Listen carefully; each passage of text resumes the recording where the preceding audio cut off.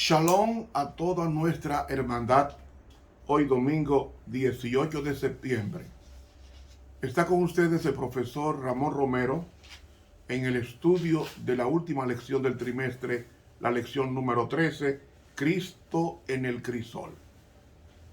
Invitamos a nuestros amigos a suscribirse a este canal de YouTube e invito a que suscriban a otros para que de esta forma prediquemos el Evangelio del Reino al mundo entero.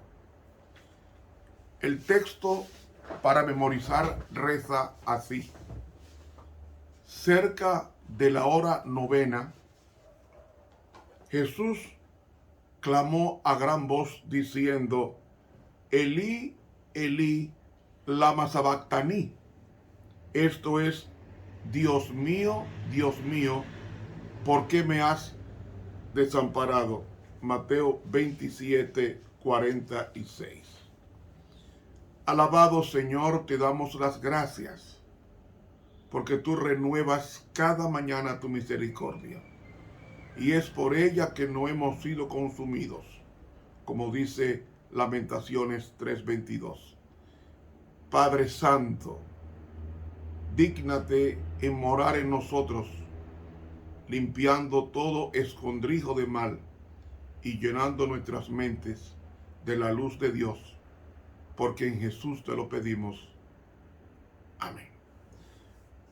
Para hoy domingo, los primeros días.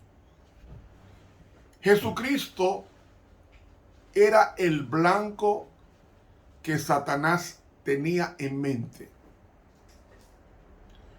Cuando se enteró de que Jesús vendría a morir por nosotros en el Calvario, hubo un concilio con los demonios de dejarle personalmente a él dirigir la empresa de hacer desviar a Jesús de los caminos del Padre.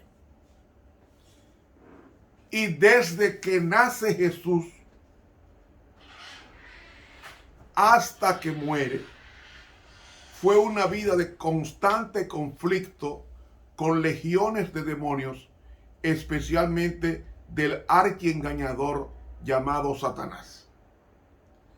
El mismo que fue rechazado del cielo, ese mismo fue a enfrentar a Jesús en el territorio de él, es a saber, el planeta Tierra. Pero Cristo era el dueño del planeta porque él lo creó. Juan 1:1 nos dice: en el principio era el verbo, y el verbo estaba con Dios, y el verbo era Dios. Este era en el principio. Todas las cosas por él fueron hechas, y sin él nada de lo que ha sido hecho fue hecho. O sea, toda la creación del universo, dice Hebreos 1, del 1 al 3, fue hecho por el Padre a través del Hijo. Y los ángeles fueron creados por él, incluyendo a Lucifer, según Colosenses 1, 16 y 17. Es decir, el creador del universo y de este planeta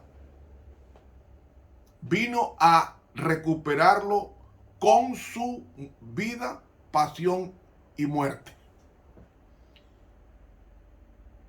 Y Satanás estudia las profecías con más avidez que nosotros, porque todas las profecías apuntan a que él va a ser destruido con sus acólitos, sus demonios, y también las personas que viven la vida de él de violencia y maldad. Y cuando se entera que Jesús nace, inmediatamente levanta una sospecha en un rey malvado que era Herodes el Grande. Y pensó, o le puso en la mente, que el nacimiento de Jesús era la disputa de un rey para destronarlo donde se encontraba. Y por eso nos dice la palabra de Dios en Lucas 2, 7, y dio a luz a su hijo primogénito y le envolvió en pañales y lo acostó en un pesebre porque no había para ellos lugar en el mesón. ¿Sabe dónde nació Jesús? Jesús nació en un lugar de animales, con olor a animales. El pesebre era un receptáculo donde se echaba la paja para que el animal comiera. Pues Jesús nació en un establo porque los hoteles todos estaban llenos. No había lugar para Jesús, solamente en el mesón, solamente en un pesebre. Ahí comienza el enemigo a hacerle la vida imposible a Jesús y a los padres de Jesús, María y José, padres humanos, aunque Cristo fue engendrado por el Espíritu Santo. Pero no solamente esto, en el versículo 22 dice que lo trajeron a Jerusalén para presentarlo al Señor. Y eran tan pobres ellos que pudieron traer solamente un par de tórtolas, que era la ofrenda para la persona muy pobre en la presentación de su niñito.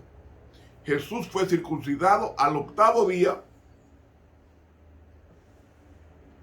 y Jesús pasó el camino de la pobreza. Primero, en Belén era el sitio más pequeño de toda Judea, ignorado. Ahí nació Jesús. En eso consiste la grandeza de Jesús, que siendo grande se hizo pequeño.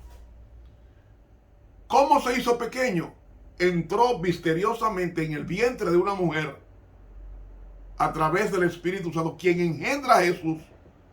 La parte humana, la divina no, la parte humana de Jesús es engendrado por el Espíritu Santo. Y Jesús viene a la tierra desde el principio como varón de dolores, experimentado en quebranto. Para él no había lugar en el mesón. Eran tan pobres ellos que solamente la ofrenda fue un par de tórtolas. Otro aspecto fue que toda Jerusalén se turbó con el nacimiento de Jesús. No pensaba que era tan rápido, según la profecía, la interpretación de la profecía de ellos. Y hermanos, la Biblia nos dice que cuando los magos de Oriente fueron a Herodes inquiriendo sobre el nacimiento del rey, Herodes mandó a estos que fueran a buscarlo, y cuando cuando los magos entendieron a través de sueños que no volviera donde Herodes para decirle el nacimiento de Jesús, de haberlo visto, entonces por sueños del Señor ellos se desviaron y se fueron por su camino y no fueron a Herodes. Y Herodes entonces mandó a matar a todos los niños de 2 años para abajo, para incluir la muerte de Jesús, que tenía poco tiempo de haber nacido. Pocos meses de haber nacido. Y saben, hermanos, Herodes hizo una matanza y tuvieron los padres de José que salir huyendo para Egipto, porque no había lugar para el Rey de Reyes en su propia tierra. Tuvo que salir huyendo. Y saben, cuando él se fue a vivir, en su niñez, se fue a vivir a un lugar, el más pequeño y el más pobre de todos. Dice en Juan 1:46, y le dijo Natanael: Natanael procedía de Caná, que estaba cerca de Nazaret. Y entonces Natanael dice, ¿puede salir algo bueno de Nazaret?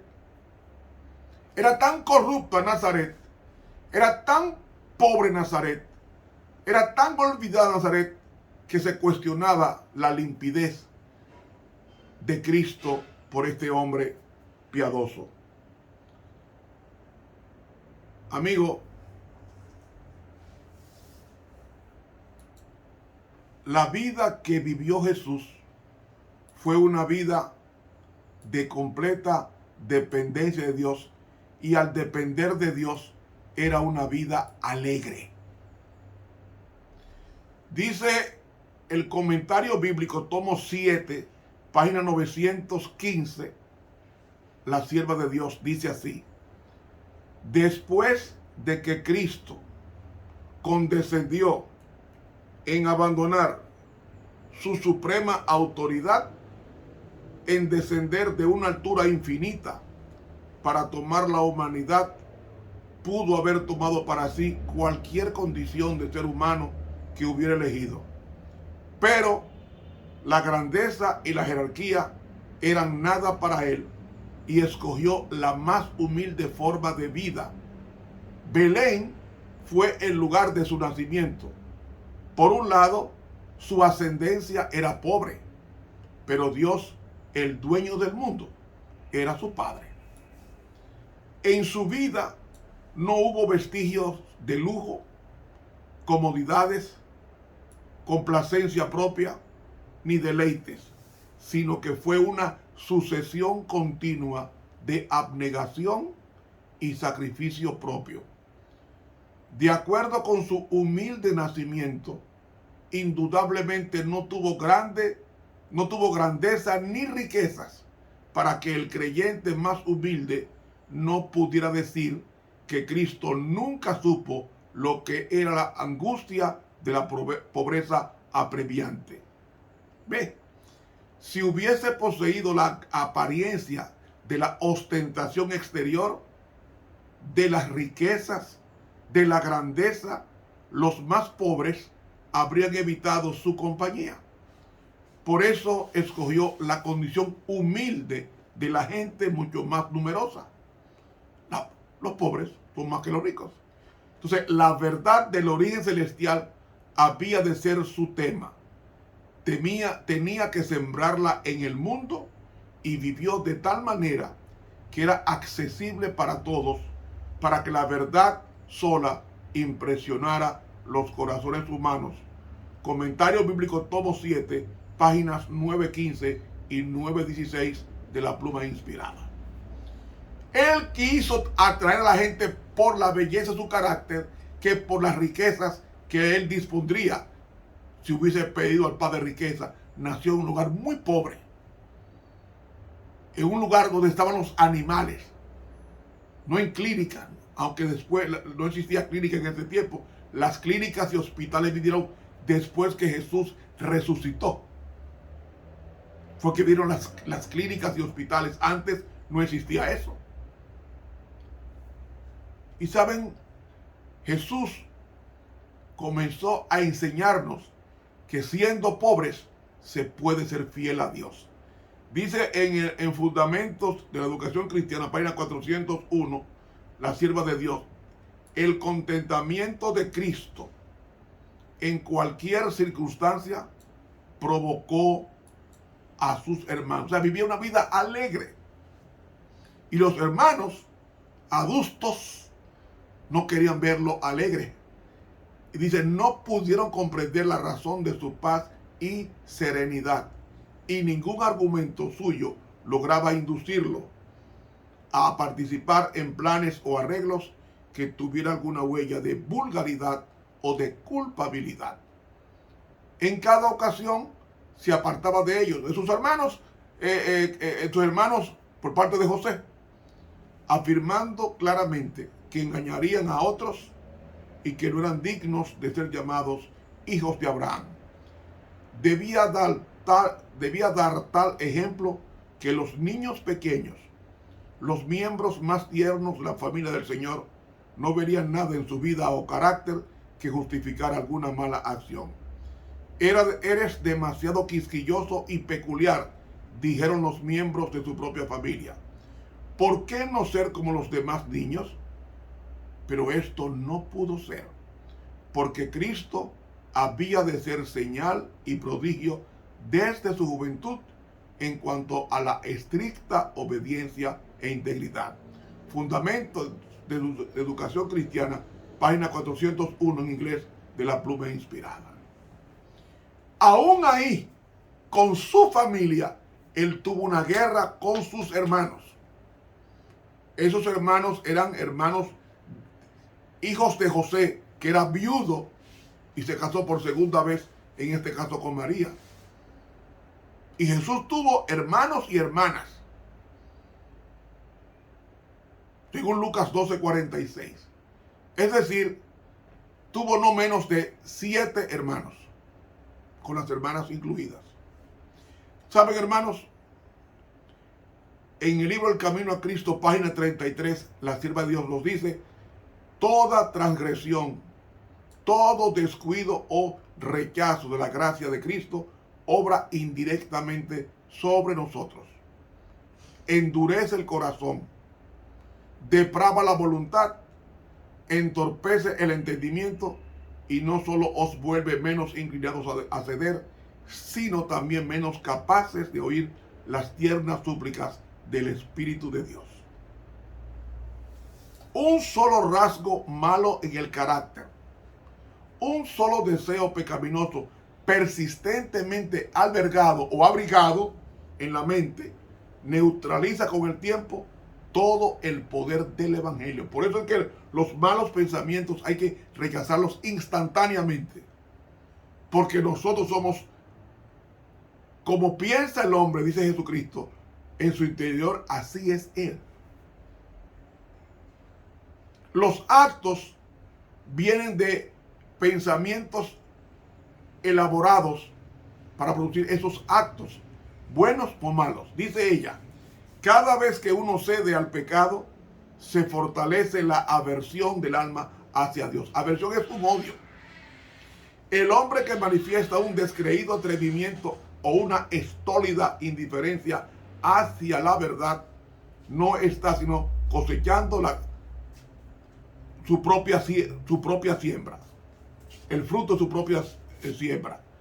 En toda la Escritura no hay amonestación más terrible contra el hábito de jugar con el mal que estas palabras del sabio: prenderán al impío sus propias iniquidades. Proverbios 5:22, citado en el libro El Camino a Cristo, páginas 33 y 34 de la Pluma Inspirada. Hermanos, podemos tener la verdad a nuestro lado, como los hermanos de Jesús, y rechazarla.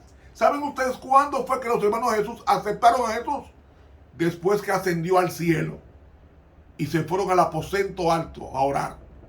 El impacto fue tan grande de la resurrección de su hermano que pasaron revista de la vida de él en sus 33 años aquí en la tierra y vieron que era el santo y puro varón y era Dios a quienes ellos menospreciaron. Y entonces se unieron con María y los demás en el aposento alto a clamar por una conversión y por una manifestación del Espíritu Santo. Y así fue. Y los hermanos de Cristo participaron de la infusión del Espíritu Santo en Hechos capítulo 2. Hermanos, cuando nosotros persistimos en el mal, ese mal abrigado con el tiempo neutraliza el poder de conversión del cristiano. Por eso debemos evitar pecar, porque una caída facilita la segunda y la tercera y la cuarta, y la persona entonces en la prosecución de pecar continuamente hace que se retrate en su vida el enemigo de las almas, es a saber, Satanás. Cristo comenzó desde su nacimiento con problemas hasta que muere. Y esto nos dice a nosotros que podemos en Cristo Jesús viviendo su vida, vencer como Él venció, porque Cristo pasó por el crisol que nosotros pasamos, un 1% de lo que Él pasó, un 100% en la máxima expresión de la maldad contra Él se manifestó en Jesús. Hermanos, miremosle permanentemente. Para mañana, despreciado y rechazado por los hombres. Estuvo con ustedes el profesor Ramón Romero, quien te invita a suscribirte a este canal. Que Dios nos bendiga.